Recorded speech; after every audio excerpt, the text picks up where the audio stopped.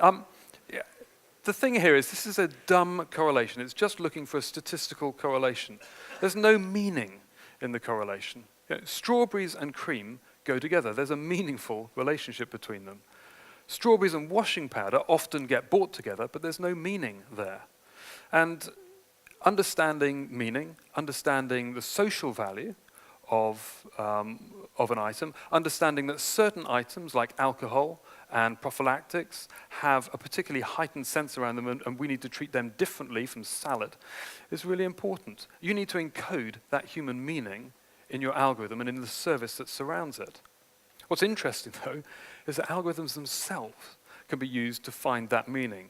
IBM Watson spends a lot of time reading Wikipedia to understand the relationships between concepts. So you could perhaps even find an algorithm to say, is this a sensitive area? Google now isn't exempt from this sort of thing. If you're watching users' behavior, you can end up seeming creepy rather than helpful. One person I spoke to about this told the story of how she'd been spending time with a new boyfriend, and one morning as she was leaving his house, Google now said, "Is this your new home?" She found that not only creepy, but slightly awkward socially. And that's the kind of story that gets people's attention, that generates negative word of mouth. So perhaps more seriously, there's the stories about algorithmic cruelty. You may have heard the story of Eric Mayer, the front-end developer, whose daughter died of leukemia a couple of years ago. At the end of the year, Facebook asked him to look back and celebrate the year he'd had, with a big photo of the main topic of Facebook conversation, his daughter. I think algorithmic cruelty is the wrong name for something like this, though, because when Facebook asks you to look back fondly at what you were doing a year ago and you discover that was your dog dying or getting a divorce, that's not the algorithm's fault. An engineer decided on the rules. A designer didn't think about the emotional consequences. A product manager released the algorithm. This problem, in all its forms, is about to become the new usability fail. And it's a daily occurrence for millions of people. Facebook can get it right too. About 41,000 Facebook users a year post notes saying they're going to commit suicide. And Facebook's algorithms can detect what it thinks are suicide notes on their Facebook feed. But that's a difficult and delicate situation to intervene in. So Facebook's cooperated with specialists, an organization called Forefront that aims to prevent suicide. And they've developed pathways and user journeys for people who might be about to commit suicide. Their best advice is to get that kind of expert help in dealing with these sensitive situations. Get something out there and be humble about what it is you're doing. These sorts of things aren't isolated design stories, though. I think this is an inherent risk with smart services of any type. Just as usability problems are an inherent risk if you're designing buttons, so etiquette fails are an inherent risk if you're designing smart systems. And that matters whether it's something as simple as auto-formatting or something as complicated as Google Now. So your UX strategy needs to be around identifying these risks, predicting them, and managing them. And if that seems complicated, well, aren't these edge cases? Edge cases are just things that you didn't care about, okay? So if we're designing user experiences, you should care about users' experience. You should think, well, what is it that people get upset about? Actually, that's pretty easy. It's pretty easy to list off the categories of things that upset people. People get upset about their families. People get upset about social status, about money, about disability, about bigotry, about stress, about religion. Make that list and then walk through your service and think, in what ways might my service impact on those hot topic areas for users? Perhaps it's best then to start small. Small moments of design and learn how to manage and handle etiquette in those small moments. This is a contact manager that I use. It's a system called One Page CRM. And as part of that, it says, okay, what is your next action, and when is that action due? Well, if I type in something like call Sarah on Monday, the algorithm notices that there's a time in that next action. And so it updates the due date and then edits down my text to say just call Sarah. And that's great. That's one of those accelerating moments driven by an algorithm. But that's also been an opportunity for them to think about and understand the etiquette that's involved. They've had to ask themselves, should we just leave the text as the user intended, or could that become confusing in the future? They've had to make that call and then see how that works in the real world. And that's a learning opportunity to understand the new rules of interaction design, the rules of etiquette around intervening on the user's behalf through an algorithm. Which leads us nicely to more complex situations like natural language interfaces. So essentially, natural language interfaces are just collections of algorithms. Some are smarter than others. The Starship Enterprise, for example, has a very basic speech recognition with a limited vocabulary of just 4 words. Tea, Earl Grey, hot. Tea, Earl Grey, hot. Earl Grey? Tea, Earl Grey, hot. Tea. Earl Grey, perhaps. Tea, Earl Grey, hot. Tea, Earl Grey, hot. Tea, Earl Grey, hot. Tea, Earl Grey, hot. Tea, Earl Grey, hot. Would you like some tea? No. Google's natural language interface, today is the year 2016, not 2364. We already have natural language interfaces that beat this. Google's natural language interface word recognition is growing exponentially. Their data suggests the number of words recognized by state-of-the-art natural language interactions are approaching that 90% level for English, where services start to become really cool. And that line there is exponential. So what that says to me is that services like Siri and OK Google are very close, like months away, from that 99% level of accuracy that's needed for wow. The number of people trying to use smartphone voice assistants is up from 30% in 2013 to 65% last year. And that's driven by improvements in accuracy, in user awareness that these features exist, in recognition that this is actually very useful in a busy lifestyle. Voice assistants are often faster to use than touchscreens. Think about how hard it is to navigate through your address book to find somebody's address, how much easier it is to ask Siri to find that person's address. And accuracy here, though, is just the basic.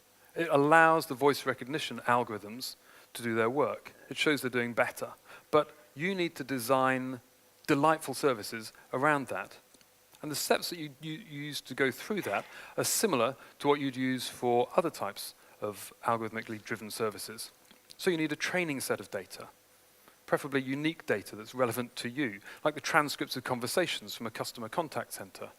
Without that data, you're going to struggle to create a customized and relevant service. You're probably going to need to edit that data set down to simplify it. You're going to want to look for the successful conversations. You're going to want to look for the successful conversations that got to success in the fewest possible steps and use those as the basis for your designs. You can help algorithms find the right answers by providing them with rules about the concepts that you want to discuss with users. In other words, ontologies like this that codify the meaning in a conversation and give knowledge to your bot. You have to remember that any conversation that you design is going to be an approximation of a conversation. So rather than create something that's perfect, you kind of need to flag that to the user and help them to understand what it is they're getting into. A few years ago, the text adventure game, Lost Pig, had the user telling an orc called Grunk what to do to help them find his pig. And because you're dealing with an orc, you know that the instructions that you give Lost Pig need to be very simple. You need to keep your language basic. You need to expect dumb replies from time to time. I really like that. It's a cute trick. It's got personality and humor, but it also serves a practical engineering purpose. It makes use of people's natural tendency to tune their conversation to whoever it is they're talking to make sure that the user doesn't confuse the bot. A friend of mine, a guy called Pete Traynor, has just launched a chat service for a UK bank, and it deliberately refers to itself as we, not I.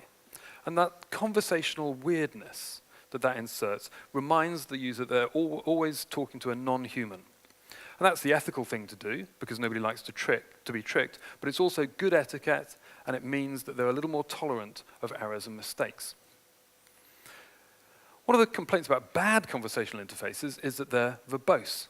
But when you look at successful, succinct human conversations, they're based around this idea of shared context. And that gives a clue as to the sorts of things that you're going to need to do to create successful chat interfaces. So for instance, if the chatbot knows your transaction history, then your transaction data can be brought into the common ground of the conversation right away. It's the context that enables you to have incredibly efficient conversations like this. This is way simpler than navigating through a customer service website. But you can see that your bot needs access to customer data in order to be efficient. If you can't do that, you're just making people fill in forms through a chat interface, and it's no better. Here's another example of the psychology of conversations. Just because an answer is correct doesn't make it a good answer. You can give a correct answer like this that's a usability fail. I'm in a hurry. I don't want this level of detail. And the user is signaling something important here about the format of the answer that she needs. Human conversations operate on the principle of least collaborative effort. In other words, both parties in a conversation actively try to assess how to get through the conversation with the minimal effort in total between them. And that's really part of the idea of theory of mind. So from early infancy, people are trying to guess what the other person is thinking or feeling and acting accordingly. And if you're designing for natural language interactions, you need to pick up on these cues. When you're in a conversation, you try to balance the volume of information with time pressure, or the risk of error, or the consequences of error, and you try to take advantage of shared knowledge. And these are the sorts of things that you need to build into the chat services to make them successful. As a designer of natural language interfaces, you need to have those things. You need to have a theory of mind for the service that you're building, not just algorithms that are churning out stuff. I've always looked to human-to-human conversation patterns to figure out how to solve interaction design problems. Now what I'm finding is that human-to-human conversation is crucial design knowledge. This psychology is something that my UX teams need to understand at a very deep level if they're going to build successful services. So if you're re-engineering your business and your team for smart services, what do you need? Well, first of all, data. Unique data, complex data, data that people can't make sense of on their own, data that's connected across silos so that you can make sense of context. You need a user need, and you need to recognize that may not be a need that's obvious to your users. You need a visualization of your data to help you find the patterns within it. You need an algorithm, and you need teams that work together and have a shared understanding of how it works. You need a sense of etiquette, and you need processes to identify potential areas of offense. You need a sense of dialogue. You need to understand how to hold and design a conversation. And you need the skills to manage the service. In other words, you're going to need to grow those skills, to start small, start with an MVP. And what about Discover Weekly? Did they do this stuff? Well, when I spoke to Matthew Ogle at Spotify, it turns out that a large part of the design work that they did here was understanding how to package up the service. So yes, they reused that playlist format, but they explored alternatives, and they discovered that it was familiar, no pattern was needed, it enabled people to concentrate on what was genuinely new in the service. They did a lot of user research into how people go about discovering music, and they heard from their users the words mixtapes an awful lot. People like sending and receiving those things. And that led them to think, well, we could have designed something which had 1,000 songs always available for you to pick from, but that would have felt weird and robotic. And that human idea of the mixtape was much more approachable. And the idea that it might be sent to you every week was a rather delightful idea. They used data visualization to understand what it was that was in people's music libraries. And they noticed that a lot of people had a sort of a big mass of folk or indie or rock here, and then a little bubble of Disney music up there. And that wasn't because they wanted to hear the soundtrack to Frozen one more time. That was because they had kids, and they were playing it to them, so they know they needed to filter out some of that stuff. Or they'd have a little bubble of hip-hop, which they listened to at the same time every week for half an hour, and that was their exercise track. So again, filter that out. So the data visualization helped them to understand what it was that the service should and should not be delivering to the users. And they also thought about some of the indefinable qualities. So Spotify Discover Weekly, if it's got a bunch of tracks that it thinks you might listen to, the ones that it'll promote to you are the ones that humans tend to share with each other. There's an indefinable quality to that music. And they wanted to give the service that kind of human feel, the sort of thing that a friend might really send you.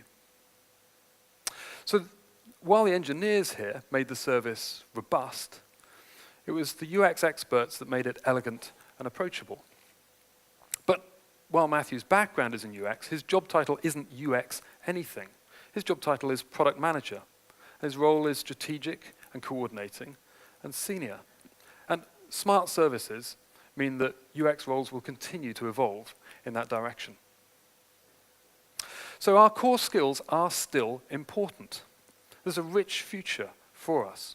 But at every level, we're going to have to evolve our practice and approaches in order to account for smart services. And that journey is just beginning. Thank you.